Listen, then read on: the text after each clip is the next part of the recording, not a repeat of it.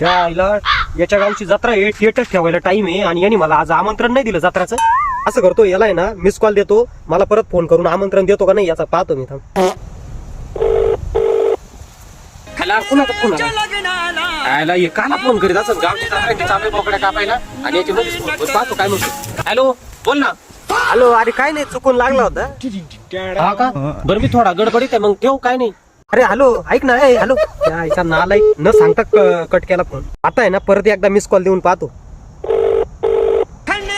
परत काला फोन केलाय. हॅलो, बोल ना, काय म्हणतो. हॅलो, अरे तू जत्रात आहे का काय? लय माणसांचा आवाज येऊ राहिला तिथं. हा मी जत्रातच आहे, लय गर्दी, आवाज नाही, ठेवू का? अरे नालाय का, साऱ्या सकाळचं तुला फोन करून राहिलोय. जत्राचं आमंत्रण आताच देशील, नंतरच देशील. माग जत्राला 2 दिवस अगोदरच येऊन बसलो होता रे तू. स्वतःच्या गावची जत्रा आहे, तुम्हाला म्हणतो ठेवू का सारा गाव मोकळतोय मी, तुला येतच पाहतोय.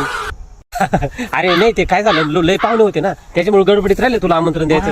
बरं चालेल, काय अडचण नाही. पुढच्या वर्षी ना ये नाही विसरणार तुला, ये पुढच्या वर्षी मग जत्राला. अरे निर्लज्ज, किती नालायक रे तू. मी एवढं स्वतःहून आमंत्रण मागवतोय तरी तू म्हणतो पुढच्या वर्षी. तू फक्त ये पुढच्या वर्षी आमच्या गावच्या जत्राला. बोकड्याच्या जागा आहे ना, तुलाच कापणार मी आता.